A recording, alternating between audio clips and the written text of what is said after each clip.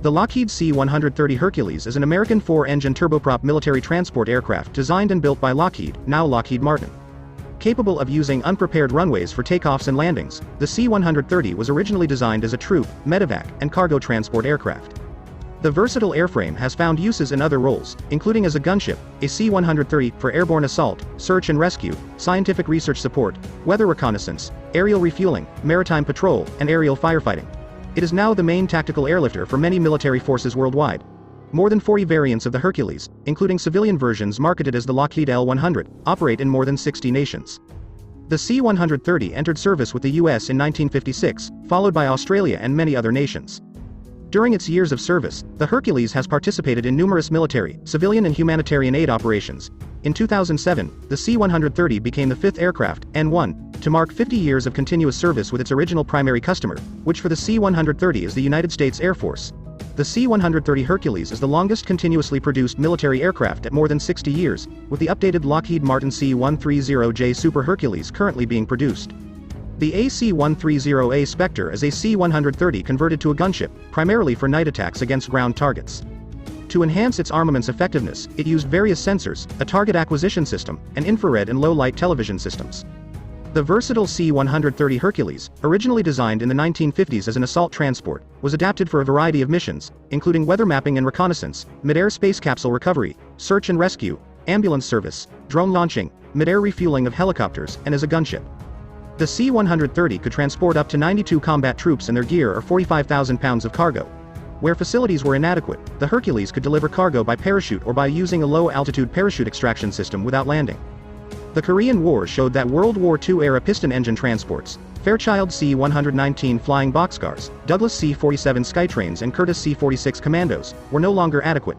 Thus, on the 2nd of February 1951, the United States Air Force issued a General Operating Requirement, GOR, for a new transport to Boeing, Douglas, Fairchild, Lockheed, Martin, Chase Aircraft, North American, Northrop, and Airlifts Inc. The new transport would have a capacity of 92 passengers, 72 combat troops or 64 paratroopers in a cargo compartment that was approximately 41 feet, 12 meters long, 9 feet, 2.7 meters high, and 10 feet, 3.0 meters wide. Unlike transports derived from passenger airliners, it was to be designed specifically as a combat transport with loading from a hinged loading ramp at the rear of the fuselage. A notable advance for large aircraft was the introduction of a turboprop power plant, the Allison T-56, which was developed for the C-130. It gave the aircraft greater range than a turbojet engine as it used less fuel. Turboprop engines also produced much more power for their weight than piston engines. However, the turboprop configuration chosen for the T-56, with the propeller connected to the compressor, had the potential to cause structural failure of the aircraft if an engine failed. Safety devices had to be incorporated to reduce the excessive drag from a windmilling propeller. The Hercules resembled a larger four-engine version of the Fairchild C-123 provider with a similar wing and cargo ramp layout. The C-123 had evolved from the Chase XCG-20 Avatroupe, which in turn, was first designed and flown as a cargo glider in 1947. 5. The Boeing C-97 Stratofreighter had rear ramps, which made it possible to drive vehicles onto the airplane, also possible with the forward ramp on a C-124. The ramp on the Hercules was also used to airdrop cargo, which included a low-altitude parachute extraction system for Sheridan tanks and even dropping large improvised, daisy cutter, bombs. The new Lockheed cargo plane had a range of 1,100 nmi, 1,270 miles, 2,040 kilometers, and it could operate from short and unprepared strips. The crew of this AC-130A Spectre gunship, named Azrael in the Koran, is the angel of death who severs the soul from the body, displayed courage and heroism during the closing hours of Operation Desert Storm.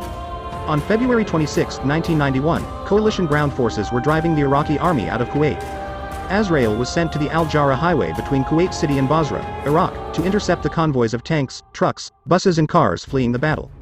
Facing numerous enemy batteries of SAW-6 and SAW-8 surface-to-air missiles, and 37mm and 57mm radar-guided anti-aircraft artillery, the crew attacked the enemy skillfully, inflicting significant damage on the convoys.